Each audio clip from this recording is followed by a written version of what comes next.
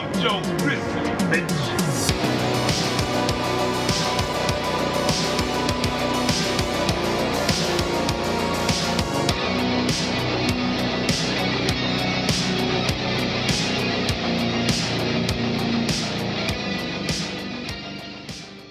What up, me militia? I mean Joe Grizzly. And when I'm not out here teaming up with an evil android to stop another evil android, or on an adventure to collect blood samples from the 3 largest dinosaur species, I'm at the Grizzly Cave, watching movies, reading comics, listening to metal, and of course, crushing beers. And I am back at the Grizzly Cave and from vacation to bring y'all my review of the long-awaited sequel of the 2023 smash hit M3GAN 2.0, as well as the 7th installment of the Jurassic franchise, Jurassic World Rebirth. And both of these films were very highly anticipated, but the question is, did they meet expectations? Let's find out now. This is Grizzly Grade Reviews.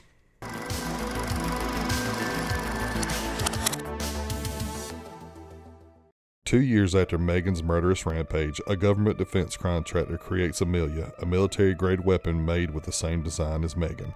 Amelia becomes self-aware and sets out on a mission to conquer the world, so it's up to Gemma to stop her. But when the situation becomes desperate, Gemma decides to resurrect M3GAN, making her more lethal.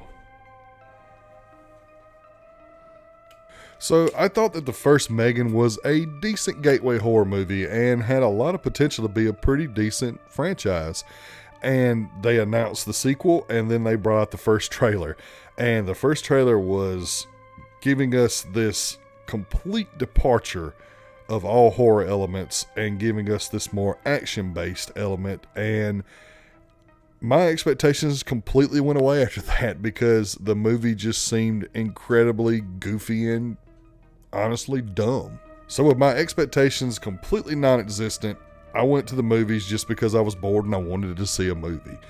And despite having one of the worst theater experiences that I'd ever had in my entire life of being a moviegoer, I came out actually entertained. So let's talk about it.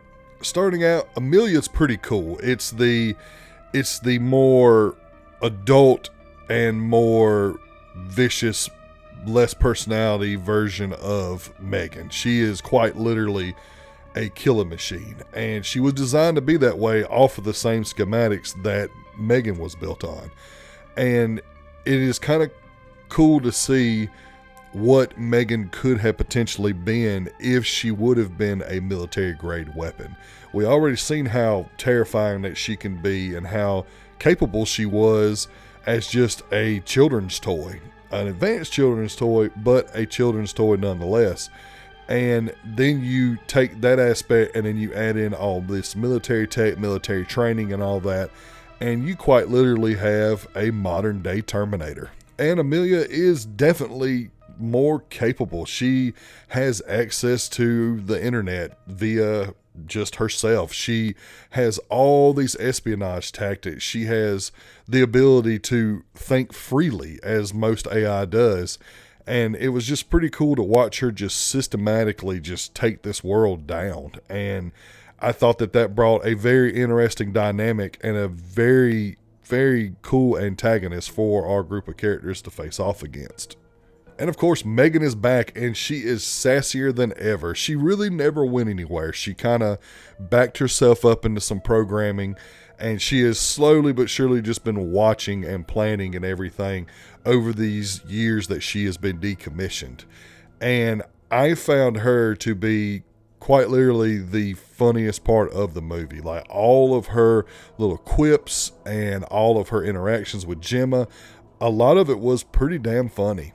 And I felt like that's something that was going to be hard to do, because in the trailers, it just seemed like it was going to be just dumb is the best way that I could put it, because I didn't really have any faith seeing that trailer. I knew that they were going to go this route based on the trailer, but I didn't think that some of the little quips and stuff were going to land for me, and some of them did, and it was pretty damn funny. And it's not just M3GAN that's funny. There is some genuine comedic moments in this movie. There is this running Steven Seagal joke throughout the movie that the generation that this is aimed for is not going to get, but people of my generation 100% will get it, and it's freaking hilarious, and I feel like it is well timed. And I thought that was one of the things that this movie shined at. Now, I'm not telling you that this is the funniest movie that you've ever seen, but I felt like they did a decent job considering that comedy's kind of dead now. There isn't really any more like good comedy movies. The raunchy comedy is definitely dead. So it's like to see a little bit of kind of decently smart comedy being written here, I was pleasantly surprised. And I think one of the reasons why this comedy and this movie in general works is it doesn't take itself too seriously. It's not trying to be this serious movie and coming off as funny instead because it's so ridiculous. This movie knows it's ridiculous, and it is definitely leaning hard into the schlock and the cheesiness. And I feel like that was one of the reasons why I didn't really care to see this movie, but it ended up being one of the reasons why I somewhat enjoyed this movie. Moving on to the mix aspect, this movie is definitely more action oriented, more sci-fi thriller action. And with that being said, I do think the action scenes are fine, but if you're going to go full-blown action, I feel like you got to bring it better than what they did here. It was very, very generic is the best way that I can put it. And in the world where we have movies like John Wick, you have to be on your A game when it comes to action. And I kind of felt like that all the scenes were just not memorable. It was just bam, bam, little cliche action scene, and then the scene moves on. And that was something that, although it wasn't awful and it didn't like destroy the movie for me or anything, it definitely should have been a lot better than what it was. I do feel like that the story is fine. Like the bare bones of the story where the protagonists have to deal with this rogue AI cyborg / android, and they are literally out of their league, and they're in over their head and everything. So they try to fight fire with fire by bringing back the previous evil android. I thought was a decent storyline to have. It's just some of the writing is very derivative, and all the plot twists and stuff are telegraphed from a mile away. Like you could see it coming from the get-go. So I felt like the writing could have been a little bit better, although it is not absolutely horrible. Even though they pretty much take the bare bones plot of Terminator without time travel. Which brings me to my other mixed aspect is it's all action. There is almost zero horror elements in this movie. And that's something to me that is not terrible once you see the movie, but it is definitely detrimental to erase all horror aspects from the movie. Like there is no scene in the movie where there is any kind of like tension building or any kind of like just there's not really any gore in the movie. It's just very just flat out action, generic action. And there might be one scene at the beginning of the movie where Amelia kills somebody, and when she does, you can actually see the shadow of her punching a guy and his head flying off. Not really horror inducing, not really gory as it sounds. So I just felt like that taking all the horror elements out was a detriment to the movie. This is quite literally Terminator 2 without time travel, and it's the lightest version that you can get. Which brings me to the negatives, and who wanted this? I don't feel like anybody that was a fan of that original movie wanted this to be this sci-fi action movie. They wanted to keep that horror aspect in the movie, and just like I said in the mix, it doesn't help the movie at all that they abandoned all of those aspects. People liked M3GAN because M3GAN had this personality to it, but M3GAN was ultimately a slasher villain. She was part of this new generation of horror villains, and now she has been kind of reduced to this corny, schlocky action hero. And it doesn't work. At least it did not for me. It's kind of draws back like so what James Cameron did. I keep comparing this to Terminator 2, and I feel like that is a fair comparison. It's just like when James Cameron first released Terminator, and Terminator, whether people want to believe it or not, it's a slasher movie. At least it follows the slasher formula. And there is a lot of tension in that first Terminator movie, and there's a lot of horror aspects of that Terminator movie. It's not like anything super gratuitous, but it is graphically violent. It has scenes where the Terminator peels its skin off of its face and pulls its eye out in the sink in the hotel room. Just stuff like that, and the just malicious killing of all of these victims that it was in its way. And then it goes from that to Terminator 2, where the stakes have been upped, where a more advanced Terminator is here, and it gets more action, but it still retains a lot of those horror aspects. The T-1000 is 100% a slasher villain in his design, if that makes any sense. And they completely took that away in this movie, and they took it away from, like, they didn't give it to Amelia either. It's just bad guy versus good guy and shooting up a lot of things and a little bit of fighting. That's it. And I don't think it works for this franchise, not after they established what they had with the first M3GAN. One of the most disappointing aspects of the movie is the relationship between M3GAN and Katie is almost non-existent. They rarely interact with each other. There is one scene midway through the movie where they interact with each other and actually get one-on-one time, and it's more of the stuff from the first movie. Instead, they decide to focus mainly on Gemma and M3GAN's relationship, and although I think that they did a good job with that, and I think that it is a cool dynamic to explore, you can't just ignore the purpose of M3GAN from the first movie altogether. And don't get me wrong, her motivations is to protect Katie at all costs, even if it's the detriment of everyone around her. But I just don't see her barely interacting with Katie.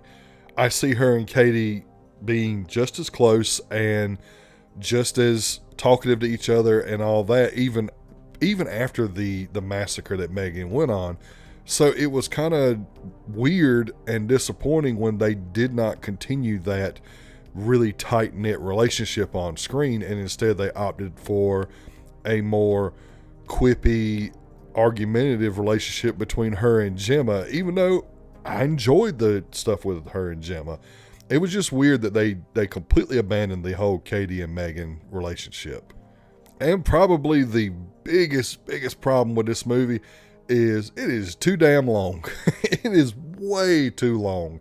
And there are parts in the movie to where they could have 100% cut out a good 20 minutes, maybe even 30 minutes. It's just a lot of standing around, talking, this, that, and the other, and a lot of setup and stuff like that. And for me, it was just too much, and it made the movie feel a lot longer. Now, with that being said, just like I said before, I had a awful theater experience, so that could have also added to it feeling like it was a lot longer than what it was. But for me, they definitely could have trimmed this movie down a little bit. So although Blumhouse completely moved away from what they were doing with the first M3GAN and brought us this schlocky, cheesy, even times corny action movie, and no one really wanted that, I found M3GAN 2.0 to be entertaining. So really, if you do what I do and you went into the movie just wanting to watch a movie, I think you'll come out fine. But I do think that you should wait till streaming. I wouldn't go out in the theater and spend money on this. So with all that being said, M3GAN 2.0 gets a 3.25 out of 5. Now let's move on to the 7th installment of the Jurassic franchise, Jurassic World Rebirth.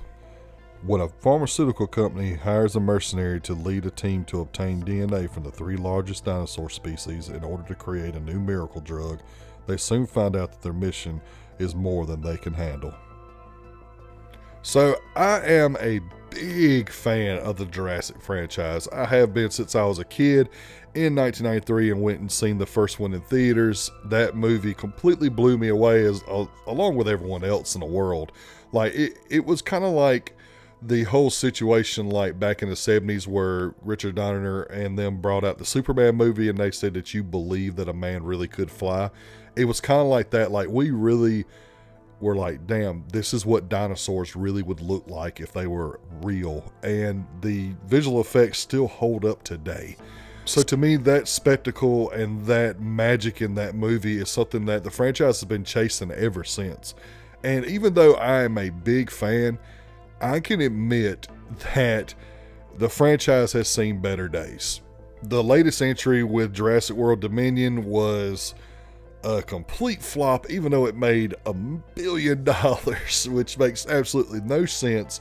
It just was a big nothing movie that was just all fan service and was more focused on giant mutant bugs than it was anything else. And we're here for the dinosaurs. We're not here for mutant bugs. And the one before that, Fallen Kingdom, it had its moments where it was good. And I do think that the Indoraptor is really cool, but it still kind of didn't capture what I wanted from a Jurassic Park film. It did give me dinosaurs, and it did give me thrills and chills and all that, but it just, there was something missing. It just, something just didn't hit like that original film. And if we continue to compare these to the original film, we're never going to be satisfied. So really, my expectations for these movies now is I want really good looking dinosaurs on screen. I want thrills, I want chills. I want this movie to have me on the edge of my seat at times with chase scenes and just have decent characters that I can root for. And I feel like that is something that they have lost since Jurassic World. Jurassic World was really, really good. I thought it was quite possibly the second or third best movie in this franchise. But the characters, to me, just aren't compelling. They're not characters that I absolutely don't want to die. Like, don't get me wrong, Chris Pratt and Bryce Dallas Howard, they are both great actors and actresses, but their character, the way their character's written, just was not interesting to me. With that being said, they are better than the characters in this movie. Because this movie definitely has its issues. So, did this movie at least get the items on the checklist that you have to have for a Jurassic movie? Barely. So, starting out with the positives, the dinosaurs in this movie are absolutely incredible. And I knew once they announced that Gareth Edwards was going to be the director, that the scale of these dinosaurs was finally going to be put back in the perspective of the audience. Because that's one thing that has been missing. Like, Gareth Edwards, he just understands how to make things look how they're supposed to look on screen. And that was one of the things that made his Godzilla film in 2014 so damn good to me, because he actually portrays Godzilla's size as it should be. For instance, the scene in the airport where Godzilla's fighting the Muto, and you see all the people in the airport terminal running away, and then Godzilla steps in front of the window of the terminal. His foot is so fucking big that all of the people that are running for their lives stop and looks right at his feet because they are in awe of how massive this monster is. And that's something that Gareth Edwards brought to the Jurassic franchise in this movie. Now, with that being said, he didn't make them ridiculously big, like they're not supposed to be this big. He just made them bigger just to kind of imitate that scale. He actually made them the size that they actually are in comparison to the characters on the screen. And I found that to be definitely one of the best parts of the movie. And the dinosaur action is awesome. The water scene where they are trying to get the sample from this mosasaur, which is the plot of the movie, and it's something that's telegraphed in the trailer, so I'm not spoiling anything for you because there's literally nothing to spoil in this movie. The whole damn movie's in the trailer. But the whole plot of the movie is that there's this pharmaceutical company, and they're trying to get DNA samples from the 3 largest species on land, air, and sea. And they end up going after a mosasaur first on their way to this island where around the equator is where dinosaurs can live better because the climate conditions are better. So they're heading to this old abandoned InGen research island. And on the way, they're tracking a mosasaur. And they come up on the mosasaur, and it is this really, really good scene of tense action where they're trying to get this blood sample, and the mosasaur is evading them, sideswiping the boat and all this stuff. And then out of nowhere, 2 Spinosauruses show up, and they are hunting in tandem with the mosasaur. And I thought that was so fucking cool. And it gives this really, really good scene of tension when the Spinos come in and they attack the boat, and they're close to the island at this point, and they are just ravaging this boat. One, like, taking turns hitting this boat, snatching people off the deck and eating them, like biting at the characters. There was this sense of tension and danger that these characters were in, and I felt like that scene in particular was the best scene for that. The T-Rex river scene is straight out of the book, and it's something that was supposed to be in the original Jurassic Park. That's one of the things they've really emphasized about this scene, and I found the scene to be good. The stuff leading up to the scene, however, I did not like, which I will talk about later. But the scene itself, where the T-Rex is chasing this family down the river in this raft and trying to eat them, grabbing the boat, the family keeps trying to evade it. The T-Rex actually swims underwater and tries to get somebody. That was so badass, and probably one of the best T-Rex scenes we've ever gotten. The Quetzalcoatl scene was also really well done. It does bring in some questions because the nest of this giant flying dinosaur is within the ruins of this ancient temple that we get absolutely no explanation about. But the scene in itself is very tension-filled. They're hanging off the side of this mountain. This thing's trying to eat them, and it actually gets one of the characters at one point, and you think the character's going to get away, and then you just see it swallow them, and it was freaking cool. And quite honestly, it was terrifying, even though there was no blood. I think that getting eaten whole by a dinosaur just sounds absolutely terrifying to me. So I felt like they did a good job with that scene as well. And with that, to bring in something that I'm always going to be thankful for, is the special effects in the movie are great. The blend of CGI and practical in this movie is very well done, just like it's done in most of these movies. Almost, I would say the vast majority of the movies in this franchise has like this perfect mix of practical and CGI. And not just like just regular CGI, like the new version of CGI is dog shit for the most part. This CGI in this, they put money in it. They know this. I got to give the studio credit. They know that if they're going to bring these creatures to life, the one thing that they have to get right and not screw up is the look of them and the quality of the CGI and the practical effects they need to bring them to life. And this movie is no exception. They do a fantastic job of bringing these creatures to life. And even though it is kind of like a franchise staple at this point, I still want to commend the score of this movie. They have the original Jurassic Park score, but they do little bits of variation on it. And the scenes where there are a lot of tension, the score is very well done as well. Just, it does a good job going hand in hand with the scene, giving us that tension, those thrills that we need when we're watching dinosaurs try to kill and eat people. Moving on to the mix, the plot, although I appreciate how simple the bare bones plot of this movie is, it's a little too simple.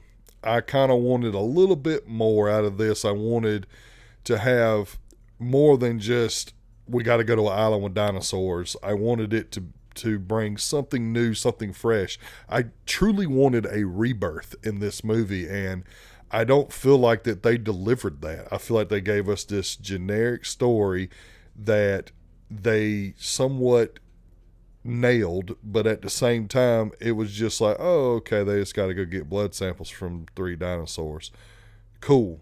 It kind of felt like a side mission on a Jurassic Park video game, if I'm being honest with you. So I wasn't pissed about it or wasn't let down by it, but it definitely wasn't something that I was like, oh, cool, that was great, that's what they did. And it just wasn't what I wanted it to be. I wanted it to be a little more advanced than go get blood from dinosaurs and try to survive.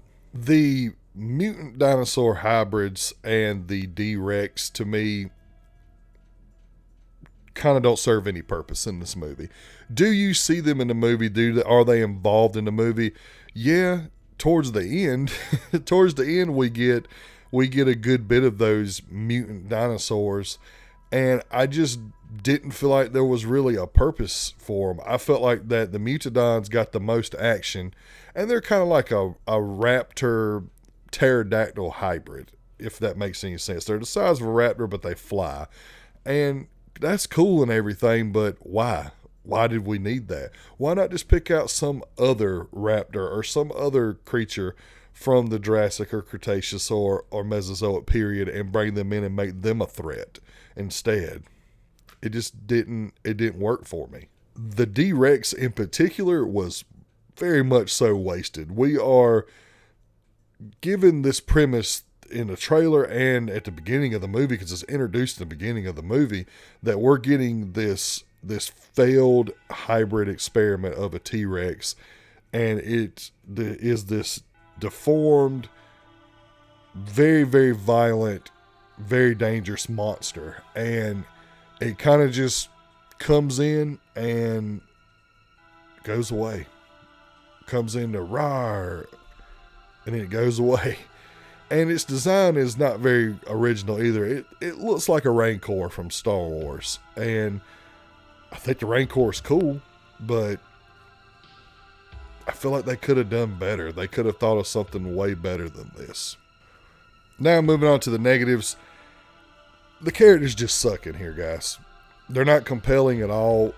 We don't care about them because they don't give us enough story or development of these characters for us to care. Scarlett Johansson is here, but she's just phoning it in and is just there to take a check, and that may or may not be her fault. That's what it looks like when you watch her, but it just seems to me that they threw this together, offered her a paycheck, because this movie was actually rushed. It was not supposed to come out as quick as it did, but Universal was hell-bent on bringing this movie out very, very quickly, and it definitely shows, because these characters are really, really undercooked. Like we have nothing to tether us to any of the characters in this movie. We have nothing that's like, I don't want these characters to die because I heard this about their backstory. We have nothing to root for them for. We have nothing to be compelled to root for them for anything, and that is something that has plagued these movies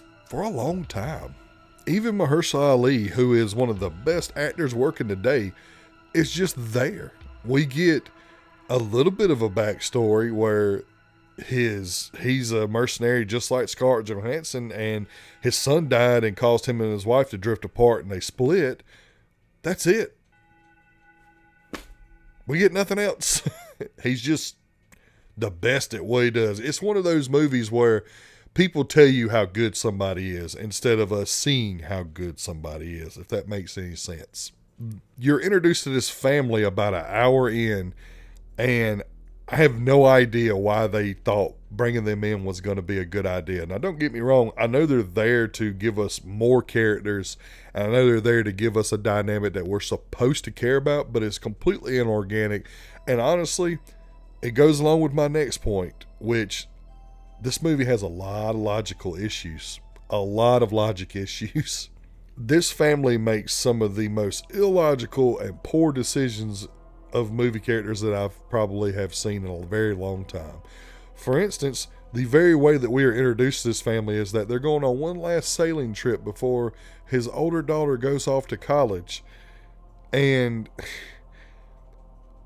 they're sailing in a part of the world that they know there's fucking dinosaurs at. They know that there's dinosaurs in the waters here, and they decide to go sailing there. Dumb as shit. The T-Rex River scene, there's a scene where, and you can see it in the trailer, where the oldest daughter's trying to get this raft so they can go downstream and escape from this T-Rex, and they don't know that there's a T-Rex there yet. They're just going to this real quiet part of this essentially pond that leads into a river, and they have this little baby dinosaur, which the baby dinosaur is just there to sell like action figures and stuff, because No one really gives a shit about that. Some executive was probably like, yeah, put a cute mascot in there, just like we do with the Star Wars movies and the Marvel movies. We just got to have some kind of, like, we got to have a Groot here. We got to have a Grogu. And that was what they did with this little dinosaur hybrid that they had. And nevertheless, they had that hybrid there, and the little dinosaur will not go anywhere near it. It is scared to death. And instead of ignoring that blatant warning, they go right to the damn thing. And it makes no fucking sense whatsoever. Just completely irrational, completely stupid. And they get in there, and there's a sleeping T-Rex, and they go to get this raft, and the oldest daughter is grabbing the raft, and she is intentionally loud as shit and wakes this T-Rex up. Crazy as shit. On top of all that, the eldest daughter's boyfriend, he's a fucking dirtbag, and they tried to give him like this little redemption arc, but by that time, everyone fucking hated the guy. He said some funny stuff, but at the same time, the kid is just an asshole. And that puts us in this other situation where the dialogue is absolutely awful. Like, I don't understand why, just because it's an action blockbuster adventure movie, why do we got to have such bad dialogue, such cliche dialogue? That is something that is beyond old in this franchise, and something that they really need to move away from. They need to get someone who's a competent writer and can write dialogue properly. And although there are some great action scenes in this movie, there's just not enough. There's not enough action, not enough thrills, more people talking about nothing, more setup for nothing. And I just don't understand that. I don't get why they had to waste so much time on stuff like that. And that leads to pacing issues where the movie kind of slags along at times, and then sometimes it's balls to the wall, and then it slags along again. And I just want somebody to at least study the first Jurassic Park movie or Jurassic World and just understand that that's how you properly pace a movie. And probably the most egregious problem that this movie has is product placement. Like, this might be a spoiler. If you get pissed at this, I don't really know what to tell you, but the very beginning of the movie, we're introduced to the D-Rex and this research facility where they're splicing genes of different dinosaurs and trying to create hybrids. And the way that the D-Rex escapes and seemingly destroys this whole island and throws it into chaos, and that's when the island had to be abandoned and everything, was guys eating a Snickers, and the wrapper comes off and goes to the door, malfunctions the door, and that's how the D-Rex gets out. And it was so blatant with its product placement that just like with the little baby dinosaur that comes in, it's just some executive said, yeah, we got to do that. Yeah, we got to put this product in there. We got to do this. And it's just obvious, and I just don't understand it. But even though Rebirth is definitely not what I would describe Jurassic World Rebirth, this is more of a, hey, it's just another sequel. I still was entertained with the really, really good action scenes that we did get. I do think that the dinosaur scenes were really cool, even though I was let down by some of the mutant hybrids. And those dinosaurs and those mutant hybrids, they at least look incredible with the blend of practical effects and CGI. If they could just fix the problem with the writing of dialogue, the development of characters, and the overall story, I think that we could get back to it. It has all the elements to get back to at least par when it comes to the Jurassic franchise. We come to these movies ultimately to see people get chased and eaten by dinosaurs. However, after a while, we want a little bit more substance than that. And there are too many good ideas out there for them to not be able to come up with an original idea to springboard off of the original movie. So with that, I do think it delivers at least on the bare bones of what it should from a Jurassic movie.